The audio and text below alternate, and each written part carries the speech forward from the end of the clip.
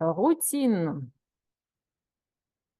Nous avons déjà vu les instructions qui permettent d'effectuer les appels de fonctions et retourner de ces appels. Pour les routines, on utilise la pseudo-instruction call qui est implémentée avec jump and link, ret. Pseudo-instruction, ça c'est pour retourner, c'est jump and link register.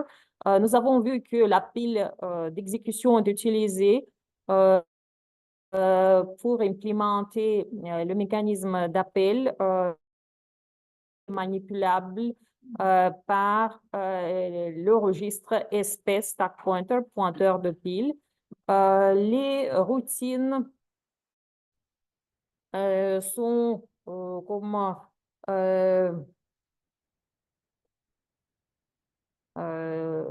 c'est plutôt comme on doit utiliser les conventions pour manipuler des données en utilisant des routines. C'est Application Binary Interface spécifie qu'il faut utiliser les registres A0, de A0 à A7 pour passer des arguments. Il faut sauvegarder le registre S0 de S0 à S1 et le registre RA par appelé avec prologue et épilogue. On verra avec vous de quelle façon les bibliothèques sont créées de routines et comment ces bibliothèques interagissent avec les fonctions.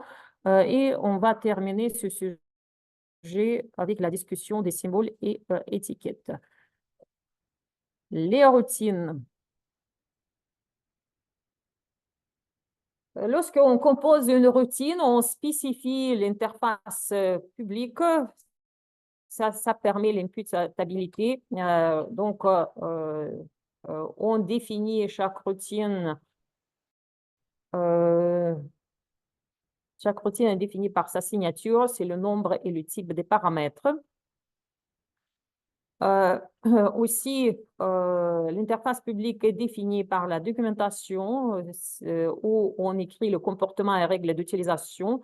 Aussi, on peut spécifier le comportement par contrat avec les assertions formelles et semi-formelles et par les conventions API et IBI. Après avoir défini l'interface publique, donc on implémente le comportement dans le corps de chaque routine. C'est du code, possiblement privé, peut faire appel à d'autres routines, peut faire appel à lui-même. Dans ce cas, on parle de traitement récursif, peut changer tant que l'interface est respectée. Nous avons vu qu'il y a la distinction des rôles entre les routines, invoquant et invoqués, peuvent communiquer de l'information, les moyens de communication, ça c'est les paramètres, valeur de retour, modification de l'état global, mais c'est vraiment comme ça doit être à éviter. C'est mal par biais de déclaration de variables globales et de modification de leur état. Avec état global, on peut avoir ce qu'on appelle effet de bord. C'est-à-dire qu'on peut, les autres éléments de notre programme peuvent aussi accéder à l'état global, de modifier et les autres utilisateurs peuvent ça avoir des problèmes plus tard. Donc, il faut faire attention avec ça, avec la modélisation qui implique l'état global. Il faut documenter toute modification de l'état global, mais une modification non documentée est considérée comme un bug. Est-ce que la pile d'exécution est obligatoire lorsqu'on écrit des routines?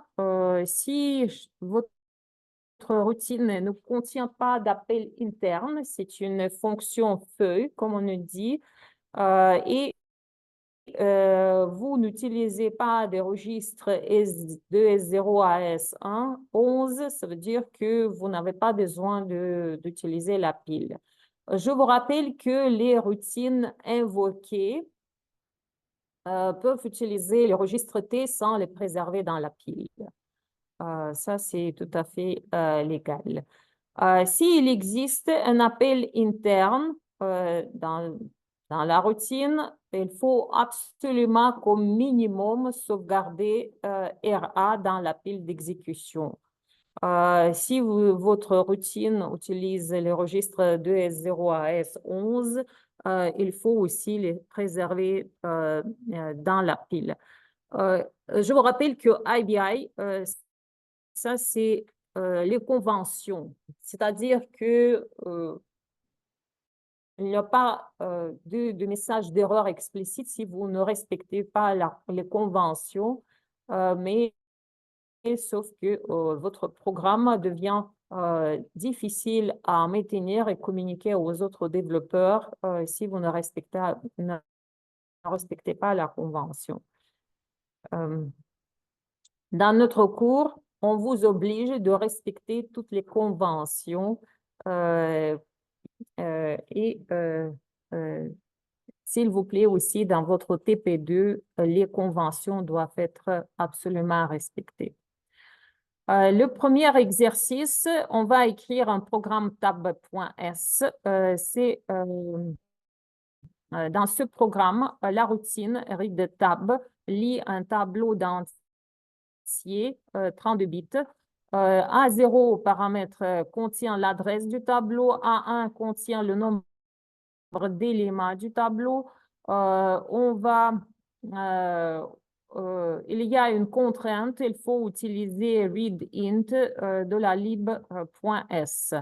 La routine SumTab va faire la somme des éléments du tableau et programme principal lit un tableau et affiche la somme. Le tableau est alloué globalement dans la section data.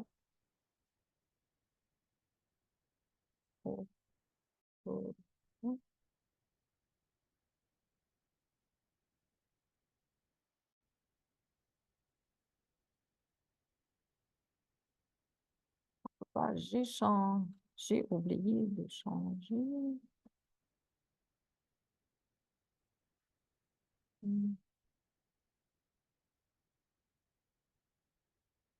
C'est le chapitre 8. Et c'est notre tab.s.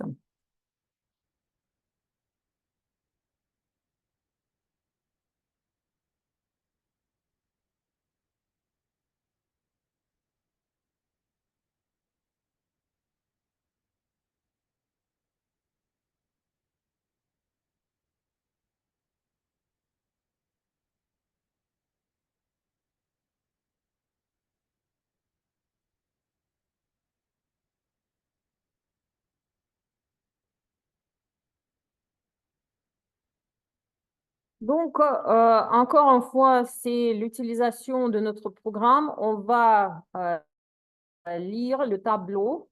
Tableau, comme vous voyez ici, est alloué dans le segment data. Comme vous voyez, on utilise la directive .space 16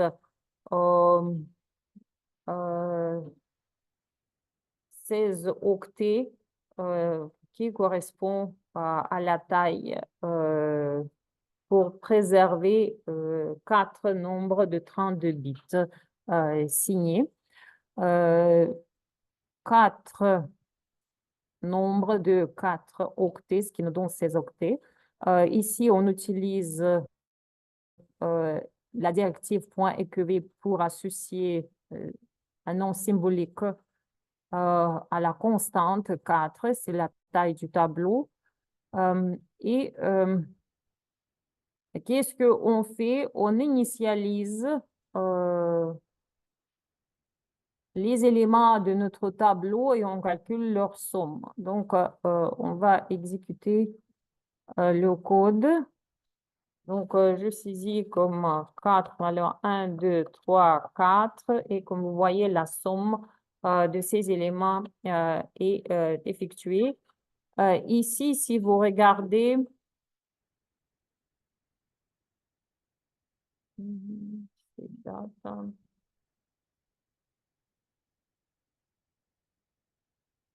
On va exécuter maintenant. Qu'est-ce qui se passe ici? Je vais, euh, mm,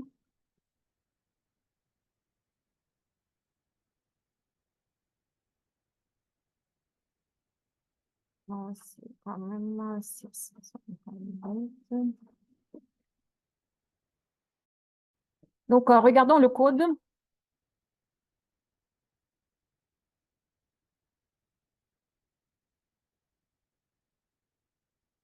Le segment texte, ça c'est notre programme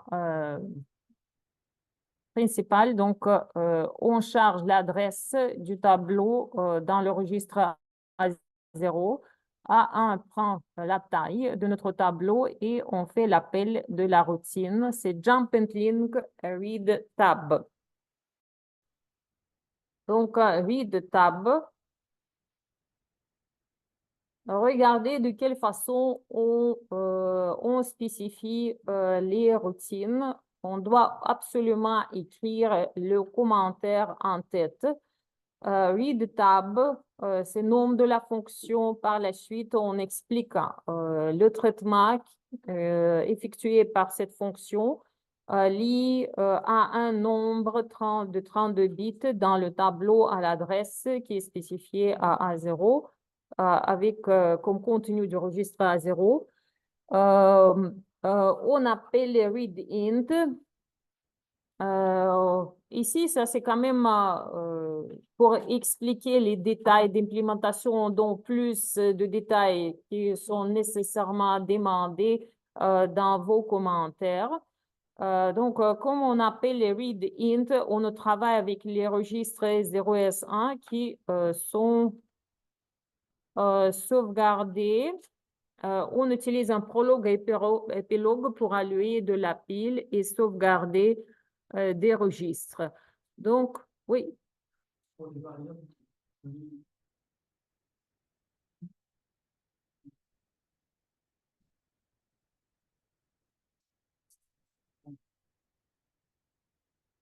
Mais variable, ça dépend où vous définissez comme pour certaines variables sont associées au registre. Ça veut dire que dans ce cas, on place les données dans les registres et par la suite, on suit les conventions pour les transmettre au traitement avec les fonctions. Certaines variables, par exemple, ça c'est variables globales, on les déclare dans le segment de données data avec les directives qu'on a vues avec vous. Mais on verra aujourd'hui qu'on peut utiliser aussi les variables locales. Les variables locales, normalement, sont créées dans la pile d'exécution ou on peut aussi utiliser pour variables locales dans l'architecture RISC-V des registres temporaires. Donc, c'est associé à chaque variable, par exemple, un registre TOS, ça dépend. N'oubliez pas que si vous utilisez les S, il faut absolument les sauvegarder dans les routines, dans la pile et restaurer au retour. Donc, vous pouvez préserver les opérandes soit dans le registre, soit en mémoire. Et aussi, on peut mémoire dans la zone data, mémoire dans la zone pile d'exécution. Donc, vous avez seulement ces options. Et vous devez, comme programmeur en assembleur, vous devez gérer explicitement ça. C'est où vous allez déclarer les variables. Jusqu'à date, nous avons vu avec vous qu'on utilisait des registres pour associer ces registres aux variables et aussi pour les tableaux, les structures comme ça de données simples. On a vu que ces opérandes peuvent être stockées en mémoire. Et dans ce cas, les variables, c'est ça, sont allouées là-bas. Aujourd'hui, on verra avec vous de quelle façon on peut utiliser la pile pour les variables locales. Donc, je répète ici, nous avons un tableau qu'on veut manipuler et ce tableau, c'est une variable globale allouée dans le segment data. Dans notre fonction readTab, on va, parce que ça c'est readTab utilise la méthode readInt et readTab, comme conséquence, ce n'est pas une fonction feuille, livre. Ça veut dire que contient un autre appel. Il faut absolument, dans ce cas, sauvegarder l'adresse de retour, le contenu du registre RA dans la pile d'exécution. Aussi, on veut utiliser les deux registres 0 et S1 dans notre routine et comme conséquence, il faut allouer l'espace dans la pile pour les trois registres qu'on veut utiliser dans notre programme. Dans notre fonction, c'est RA, S0 et S1. Chaque registre dans l'architecture 64 bits est composé de 8 octets, 8 fois 3, ça nous donne 24. Donc, comme vous voyez ici, on alloue l'espace dans la pile de 24 octets. Par la suite, donc après avoir sauvegardé les registres RA, S0 et S1, on va mettre les contenus de deux arguments A0 et A1 dans les registres S0 et S1. Donc, on préserve ces valeurs. Et maintenant, on peut commencer le traitement. S1 contient le nombre d'éléments restant à lire. S0 contient l'adresse du tableau. Et ça, c'est A0 qui contient l'adresse du tableau, mais S0 va contenir l'adresse de l'élément courant. On commence notre boucle. Ça, c'est l'étiquette readTab loop et la condition d'arrêt de la boucle. Branchless equal 0. On compare le contenu de S0. Ça, c'est le nombre d'éléments restants à lire. Dès que ce compteur devient 0, c'est fini. Donc, on saute à l'étiquette readTab fin. Sinon, on appelle, donc on rentre dans le corps de la boucle. Donc, on appelle la méthode callReadInt. Et on sait que readInt fournit la valeur loup dans le registre A0. C'est la valeur de retour. Donc, cette valeur doit être sauvegardée à l'adresse S0 plus 0. Et nous avons vu que S0 va contenir toujours l'adresse de l'élément courant. Après avoir sauvegardé la première valeur, qu'est-ce qu'il faut faire? Il faut ajuster l'adresse de l'élément suivante. Nous savons que chaque élément est de type int de 4 octets. Donc ici, comme vous voyez, on addition avec 4 et 0 et on décrémente notre compteur du nombre d'éléments et jump read tab loop. Donc, on continue de chercher les valeurs. Après avoir terminé la saisie des nombres, initialisation du tableau, donc on doit exécuter l'épilogue, c'est-à-dire que restaurer les registres, sauvegarder dans la pile et désallouer l'espace. et RET, c'est fini. Je vous suggère dans votre TP2, puisque toutes les fonctions, mais plusieurs fonctions que vous devez utiliser sont explicitement comme écrites. Donc, créer la première ébauche, squelette de votre programme. Donc, votre fonction main qui fait comme appel aux fonctions et comme termine votre programme. Par la suite, mettez les squelettes vides de toutes les fonctions qui sont appelées et exécuter plutôt ce code.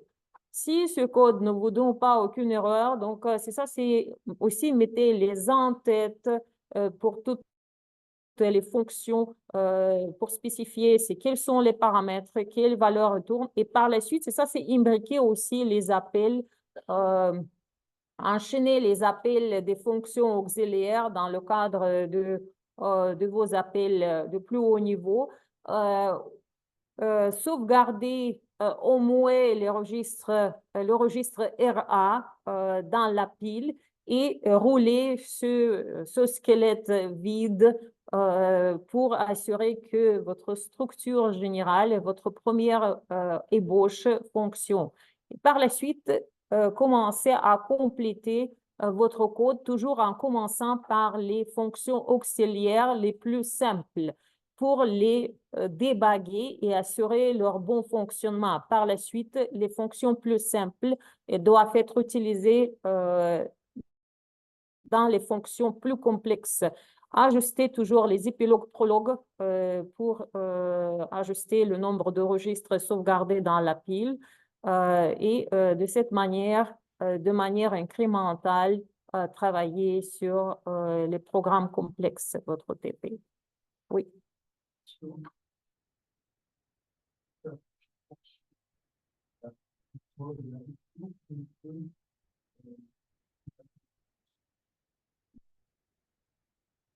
Ça, c'est comment votre question n'a pas de sens. C'est pile, ça c'est la zone mémoire utilisée pour les appels de toutes les fonctions. Donc, pour chaque fonction, c'est ça, c'est avec épilogue, prologue. C'est ça, c'est avec épilogue, c'est plutôt on crée ce qu'on appelle un cadre de pile pour chaque fonction. Ça, c'est les fonctions actives. Par la suite, lorsque on termine l'exécution d'une fonction, donc avec prologue, ça veut dire que notre cadre est désalluyé. Ça veut dire qu'on retourne les ressources au système. Donc, sur la diapositive qu'on a vue précédemment, la question a été posée, est-ce qu'on a besoin d'utiliser une pile?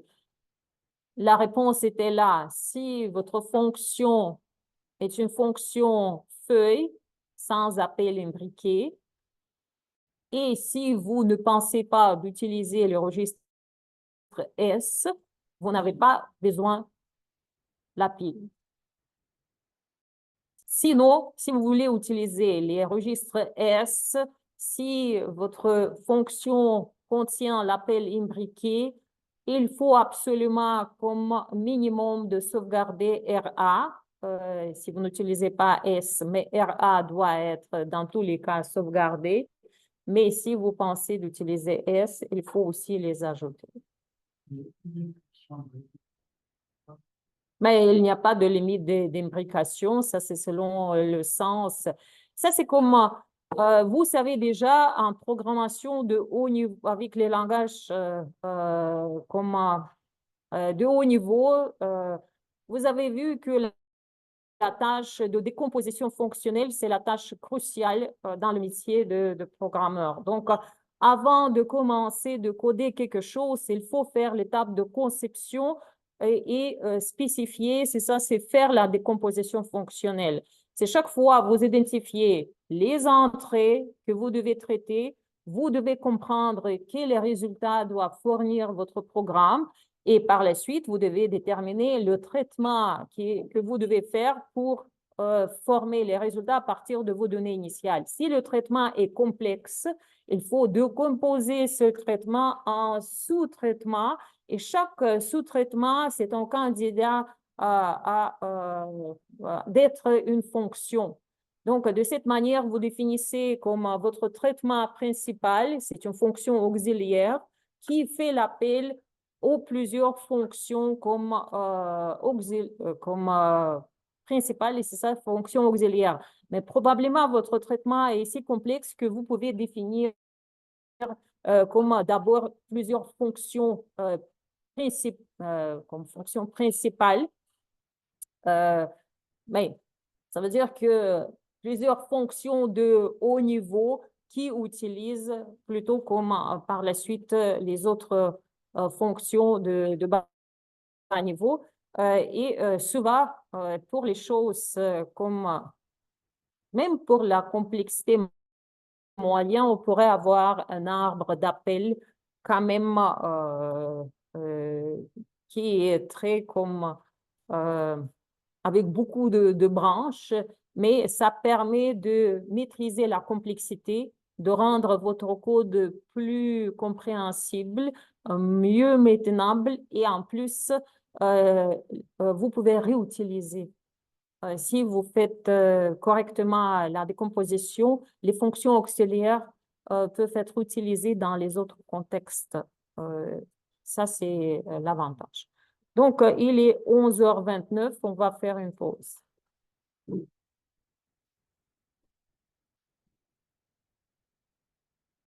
Maintenant, la prochaine fonction, c'est SumTab.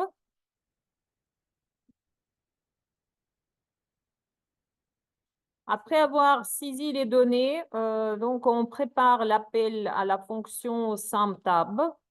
Donc, encore une fois, on charge l'adresse du tableau dans A1, on charge le nombre d'éléments dans le paramètre A1 et on fait l'appel jump and link SumTab. SumTab,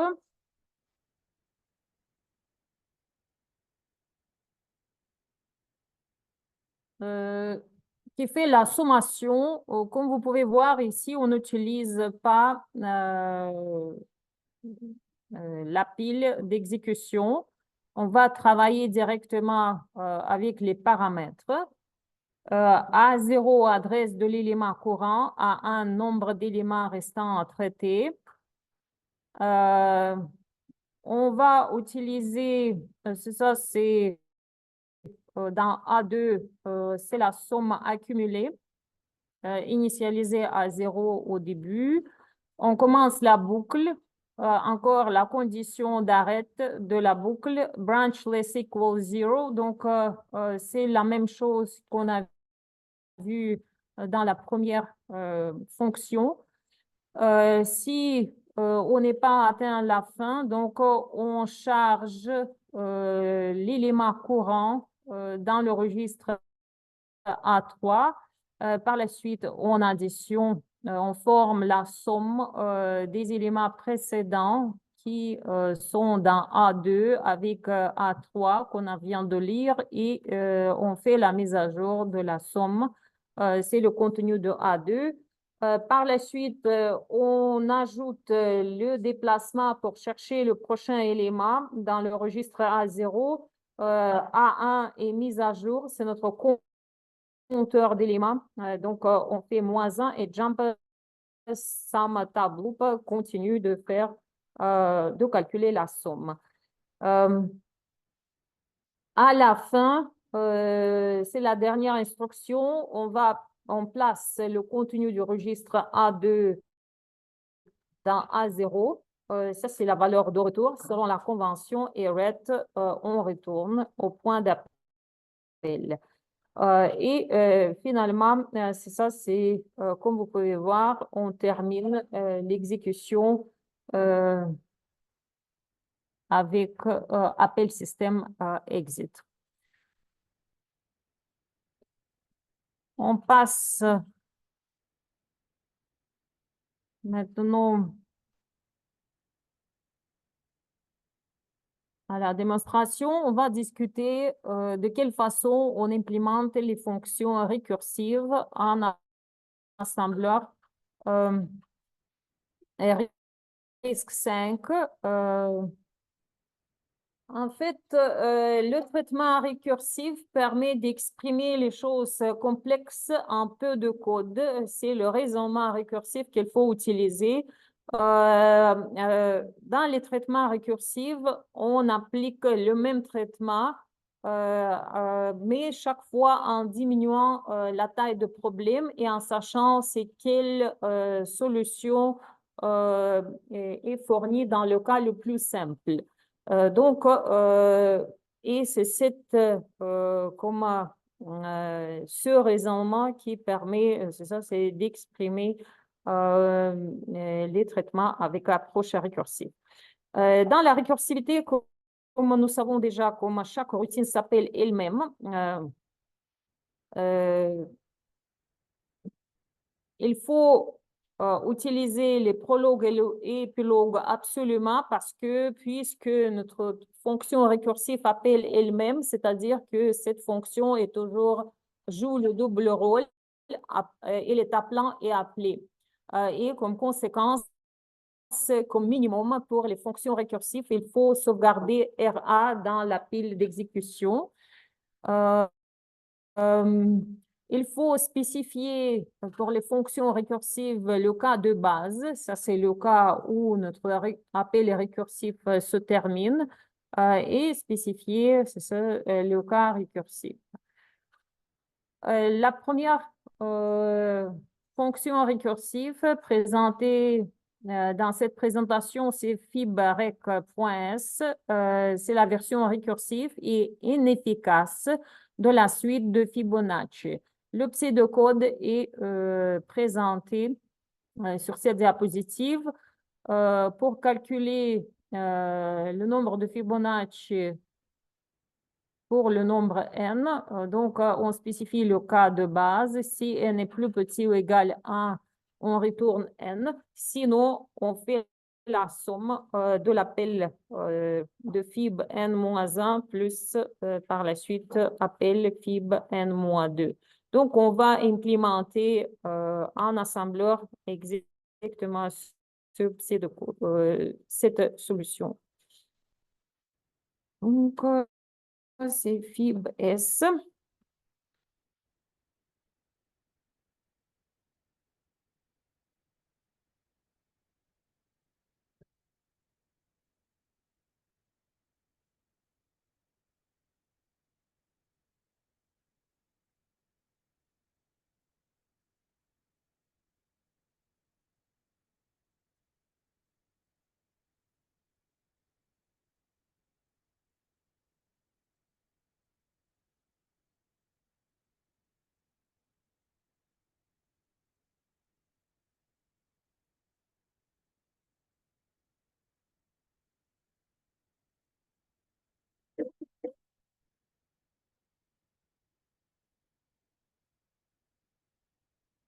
Donc, la version de la suite de Fibonacci, version récursive, non efficace. Le programme principal, on va tester notre implémentation avec l'appel fib10. Donc, on prépare l'argument. Dans le registre A0, on fait l'appel jump and link fib. Et par la suite, la valeur retournée va être placée dans A0 et call print int va nous permettre d'afficher le résultat et on termine le programme. La fonction fib récursive, comme je vous ai déjà dit, absolument, il faut utiliser la pile d'exécution pour les fonctions récursives. RA doit être à 100% sauvegardé dans la pile, mais dans l'implémentation, on va utiliser les deux registres S0 et S1. C'est pour cette raison notre cadre de la pile est composé de trois blocs de 8 octets. Ça veut dire que 24 octets doivent être alloués. Par la suite, SD permettent de stocker les registres RA et S0 et S1. On va charger dans S0 l'argument original N. Par la suite, on va utiliser T0 les registres T pour préserver les calculs intermédiaires. Donc, T0, on charge à T0, 1. Ça, c'est notre constante pour vérifier le cas de base. Si n est plus petit ou égal à 1, donc en retournant, ça veut dire que ce 1 qu'on place dans le registre T0.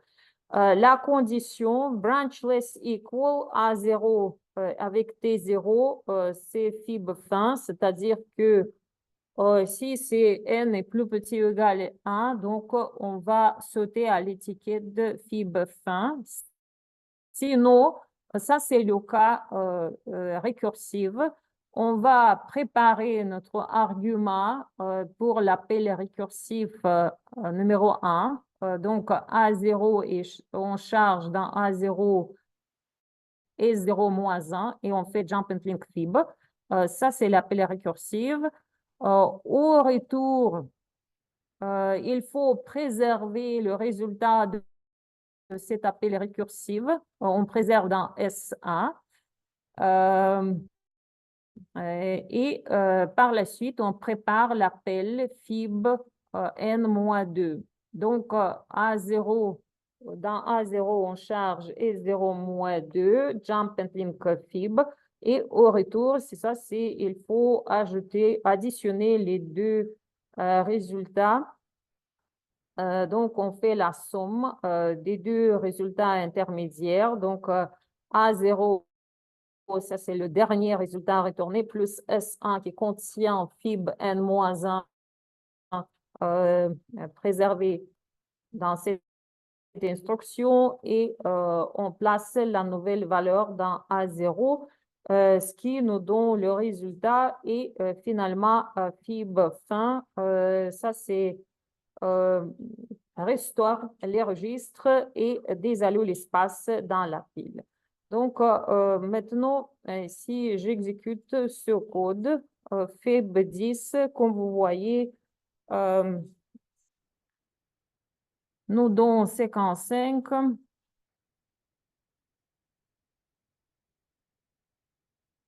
Donc, tout est correct. Mais par contre, cette version de fib, si on utilise fib 80, probablement ça va prendre plusieurs semaines pour terminer le calcul parce que cette version n'est pas efficace. Alors maintenant, on revient à la présentation.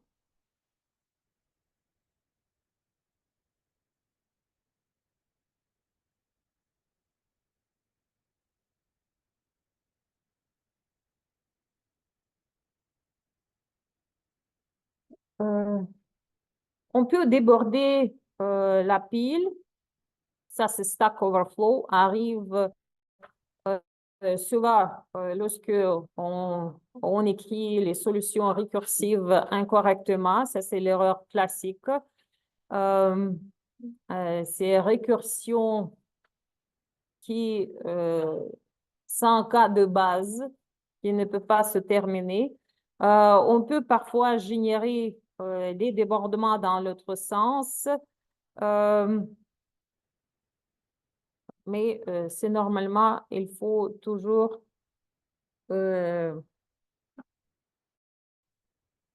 correctement gérer cette situation pour que le débordement n'arrive pas.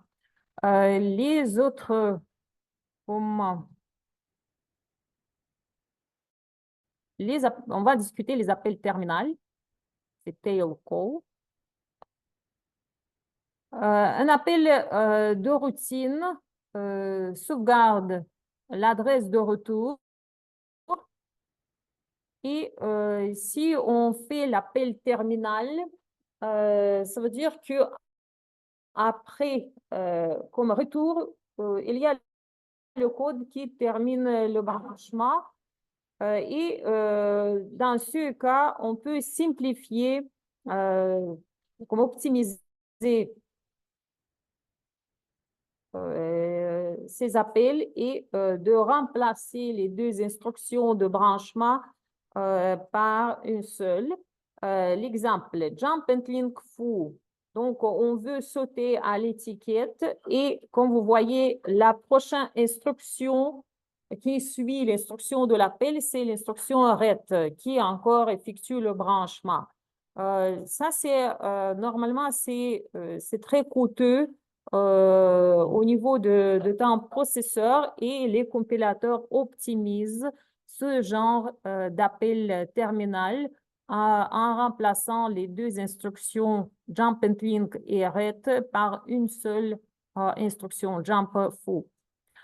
Mais l'absence de l'instruction tail permet, c'est ça, c'est d'effectuer le branchement à distance et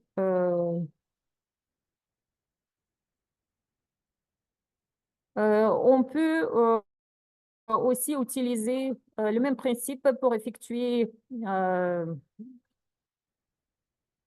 les branchements, les appels lorsque on utilise la récursion terminale.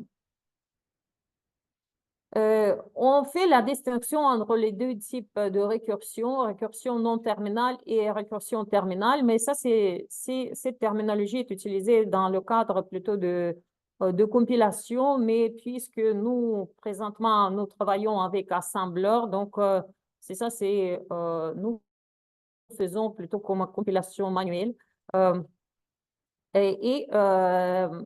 Donc, récursion terminale, c'est une récursion où l'appel récursive est la dernière action dans notre fonction. C'est ce qu'on a vu précédemment, c'est jump and link et le prochain énoncé, c'est arrête.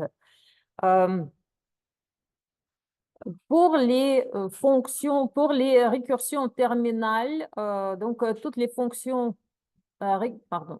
récursions terminales peuvent être transformées en version itérative et sont récursions efficaces. Mais ce n'est pas toujours le cas. Et les récursions terminales peuvent être, comme j'ai déjà dit, peuvent se transformer en appel à un traitement en boucle. Maintenant, on va parler des programmes et bibliothèques. Un rappel. Chaque programme peut utiliser des routines dans des bibliothèques. Ça, c'est rappel de quelle façon on peut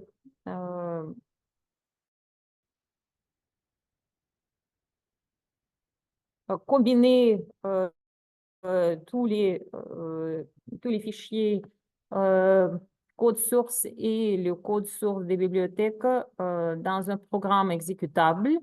Ça, c'est un rappel du schéma de compilation classique en C.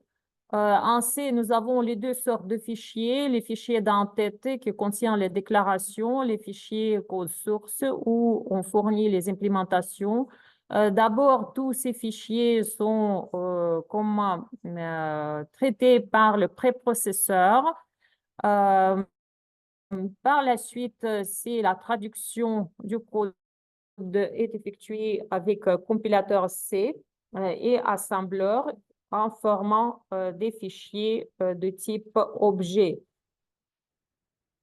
Par la suite, les fichiers de type objet sont réunis avec les codes objets provenant des bibliothèques par éditeur de lien en formant le code exécutable.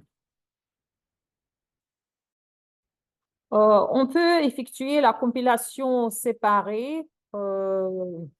Donc, il faut utiliser comment appeler les compilateurs et spécifier les noms des programmes qu'on veut compiler. On peut combiner les points O pour faire un exécutable. On parle dans ce cas de l'édition de liens. GCC sans option produit un exécutable qui est appelé A.out pour des raisons historiques. Si on veut changer le nom de l'exécutable, il faut utiliser l'option "-o". En fait, GCC invoque indirectement la commande ls, list, et comme vous voyez ici, c'est ça, c'est avec GCC, on peut, c'est ça, c'est faire l'appel à l'éditeur de liens pour combiner les codes objets de plusieurs fichiers objets. Par exemple, le GCC prog.o, lib1.o, lib2.o, moins statique, moins no std lib, moins o programme forme un exécutable composé de plusieurs codes objets. L'option statique désactive l'utilisation de bibliothèques dynamiques. No stdlib, option désactive l'utilisation des bibliothèques par défaut.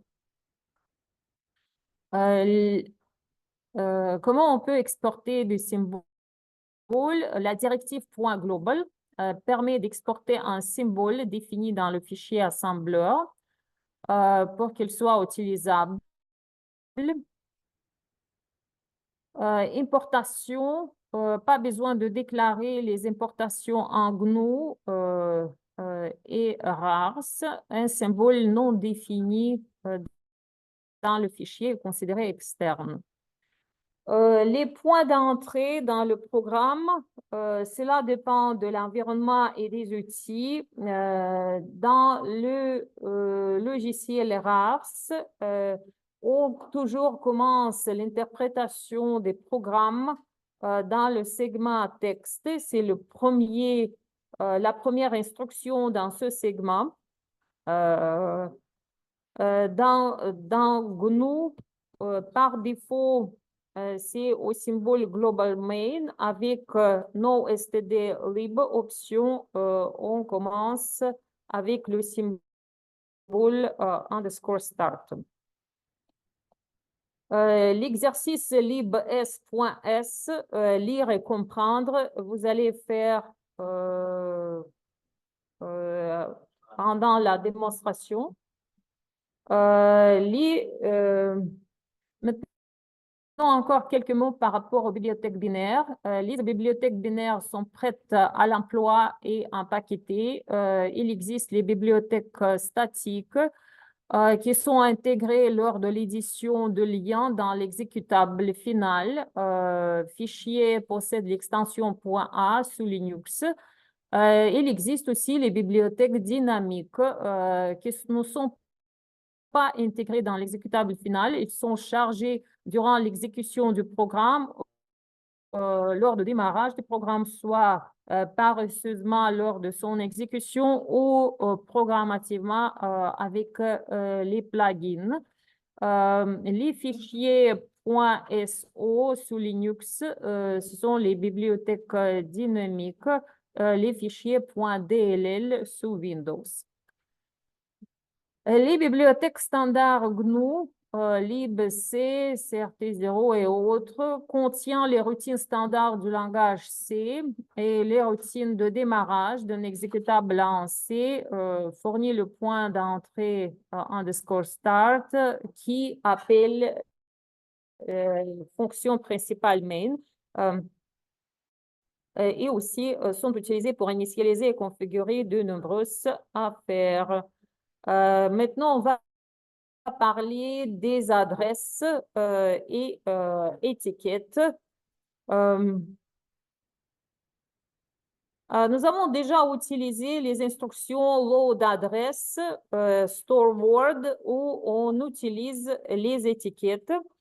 La question est la suivante: comment déterminer l'adresse de l'étiquette?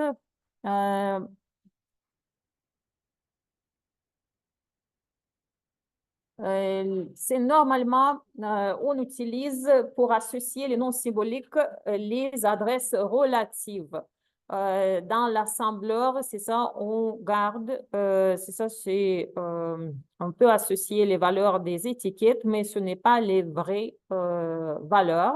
Je répète, c'est les adresses relatives.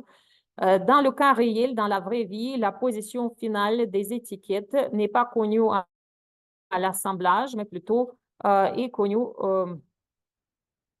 à l'édition de liens au chargement du programme ou au chargement dynamique de bibliothèque pendant l'exécution du programme. Euh, Lorsque on fait la compilation, la compilation se passe en deux phases.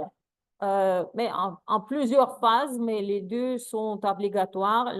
Lors de la première phase, c'est le code en langage machine et transformé en code en langage d'assemblage.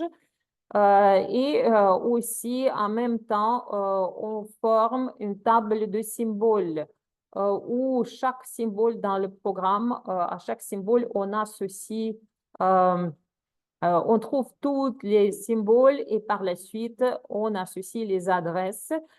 Si les symboles sont associés aux variables globales qui sont par exemple spécifiées avec la directive .data, dans ce cas, notre compilateur va assigner les adresses dans ce segment puisque cette zone, les adresses pour cette zone sont connues.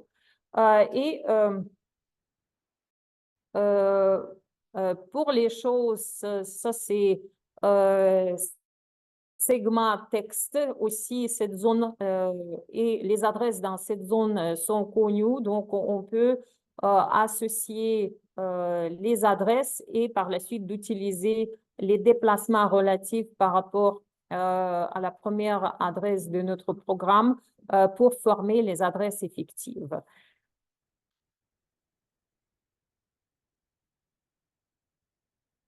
Donc,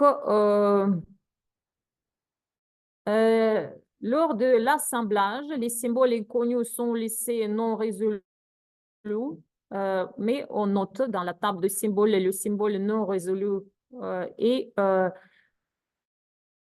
c'est ça, c'est les adresses à ajuster qui sont par la suite sont formées à partir des adresses relatives. Il existe plusieurs conventions, mais pour chaque architecture, il existe les conventions, les règles et les techniques de relocation. Elles ne sont pas déterminées par architecture, c'est-à-dire que dans le jeu d'instruction, c'est plutôt comme les conventions des outils et environnements qui permettent de définir cela. Le code indépendant de la position, c'est Position Independent Code. On va parler de ça, est utilisé par les bibliothèques dynamiques et certains exécutables. C'est normalement, on utilise, c'est ça, c'est les deux choses. Le code indépendant de la position peut être comme exprimé par, en fonction de la valeur de PC, ce sont les PC relatives, adresses. On n'utilise pas dans ce cas les adresses absolues qui sont inconnues, mais on utilise des adresses relatives par rapport à l'instruction courante, le contenu du registre PC. L'exemple de l'instruction c'est AUIP, c'est Add Upper Immediate PC en risque 5. On peut aussi utiliser les tables de déplacement global, c'est Global Offset Tables.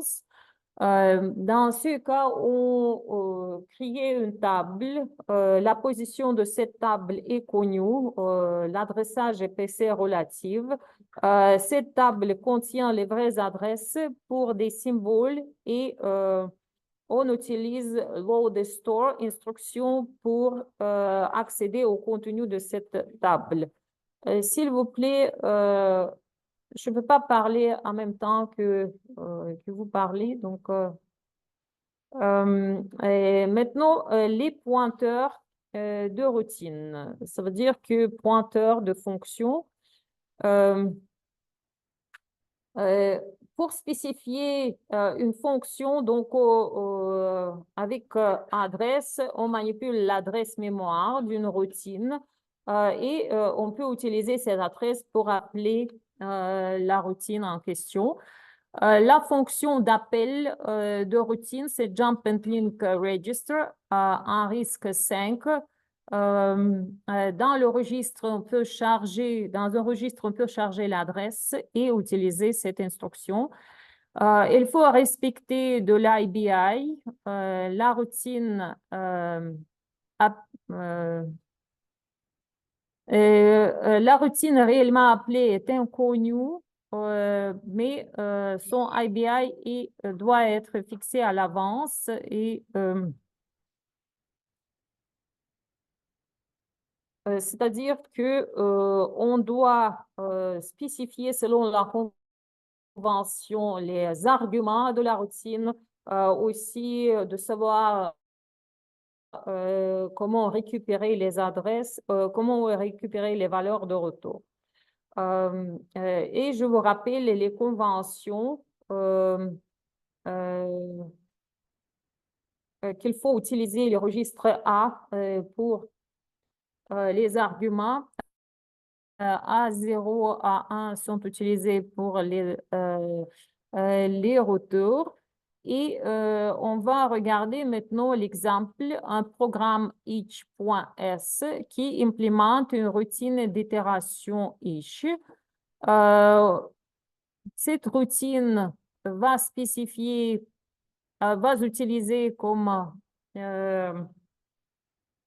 adresse un tableau. Dans A0, on va spécifier l'adresse de ce tableau. A1 va spécifier nombre d'éléments du tableau. A2, taille d'un élément en nombre d'octets. A3, adresse d'une routine d'action appelée à chaque élément. Ici, on vous illustre l'utilisation. C'est comme si vous regardez le langage de programmation, par exemple, Python, il existe les méthodes les fonctions de haut niveau comme abstraction map qui permettent d'appliquer un traitement spécifié par une fonction à chaque élément de tableau. Dans les autres langages de programmation de haut niveau, le même mécanisme existe. En C++, on utilise les pointeurs vers les fonctions qui peuvent être passés comme paramètres et le traitement spécifié par pointeur est appliqué à chaque élément. C'est ce qu'on va voir avec vous dans cet exemple. Donc, on va définir un tableau. Donc, c'est notre tableau T composé des éléments 1, 8, 2, 10, 5, 5, moins 2, 2, 5, 4. Et par la suite, c'est ça, c'est on va on va appliquer le traitement print word sur chaque élément de ce tableau. Donc, on va spécifier la routine each qui va parcourir tous les éléments du tableau et on va spécifier, c'est ça, c'est l'adresse de la routine print word pour afficher le contenu de ce tableau.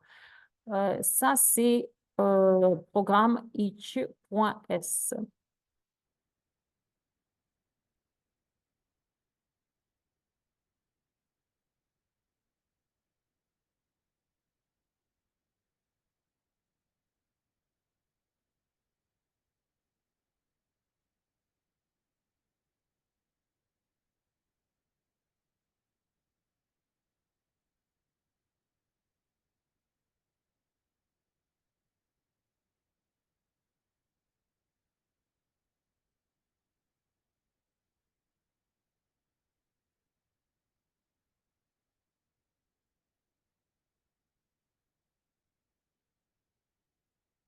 Donc, ici, ça c'est d'abord j'illustre l'exécution.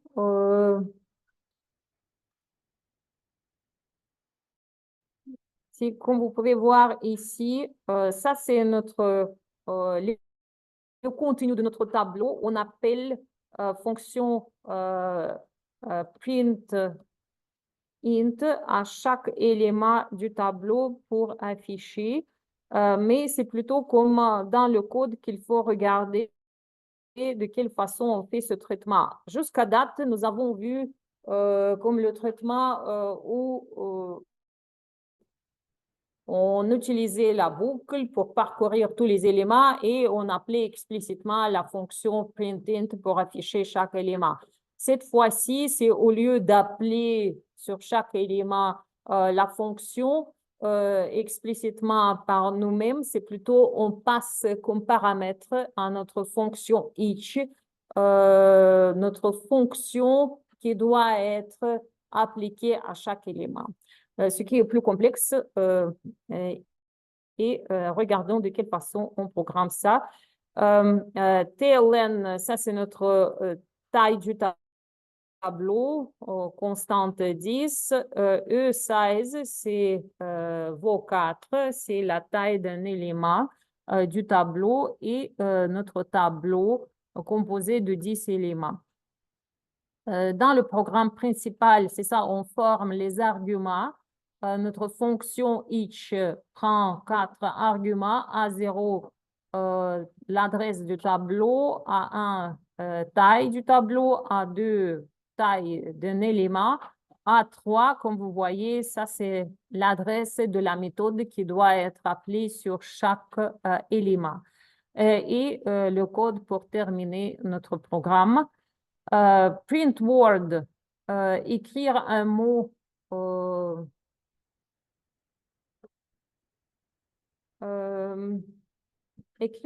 mémoire in, c'est ça, c'est A0, c'est l'adresse de mot mémoire à afficher. Donc ici, print word, c'est la routine qui, comme vous voyez, on va préserver dans la pile l'adresse de retour, RA. Donc, on a lu un cadre, le cadre dans la pile de taille un double mot. Donc, qu'est-ce qu'on va faire? L'adresse, le registre A0 contient l'adresse du tableau. Mais c'est adresse du mot mémoire à afficher. Donc, ici, on charge la valeur à afficher, le contenu de notre mot mémoire, et on appelle printInt pour afficher. Et ici, c'est \n. On affiche pour mettre chaque valeur sur ligne séparée. Ça, c'est restauration de ressources. Et maintenant, notre programme, notre fonction each, qui permet de parcourir tous les éléments du tableau et appeler le traitement qui est passé comme paramètre dans le registre A0. Comme vous voyez ici, on veut utiliser 5 registres. On a besoin de sauvegarder 5 registres. Donc, c'est moins 40, c'est la taille du cadre. Et RA est préservé et on va utiliser dans notre programme les 4 registres S0, S1, S2, S3. S0, on va utiliser pour préserver dans ce registre le pointeur de l'élément courant. S1, c'est le nombre d'éléments restants traités. S2, c'est la taille d'un élément. Et S3, c'est l'adresse de la routine à exécuter pour chaque élément. On commence la boucle. Loop each, comme vous voyez, la condition d'arrêt. Branchless equal 0. Si le nombre d'éléments atteint 0, ça c'est le contenu de S1, on saute à l'étiquette fin each. Sinon, on rentre dans le corps de la fonction, dans le corps de la boucle, pardon. Donc, il faut charger dans le registre A0 l'adresse de la routine à appeler sur chaque élément. On appelle Jump and Link Register pardon. C'est move A0 et S0, on prépare les arguments de la routine à appeler. Ça, c'est adresse de l'élément à traiter et Jump and Link Register S3 saute sur la routine dont l'adresse est spécifiée dans S3. Après avoir traité l'élément, donc, il faut faire la mise à jour du contenu de registre S0 pour que S0 pointe vers l'adresse de l'élément suivante. On décrémente notre compteur d'éléments et jump le pitch, on revient au traitement répétitif. Épilogue, fin each, donc on restaure les registres. Donc, comme vous pouvez voir ici, c'est ça, c'est notre print word. C'est l'adresse de cette routine qui est passée, spécifiée comme contenu du registre S3 et on a utilisé Jump and Link Register. Et on saute avec cette instruction à l'adresse spécifiée dans le registre. Et ici, comme vous voyez, c'est ça, on applique le traitement et on retourne. Et de cette manière, on peut effectuer comme les traitements demandés par pointeur vers fonction. Pour aujourd'hui, c'est tout.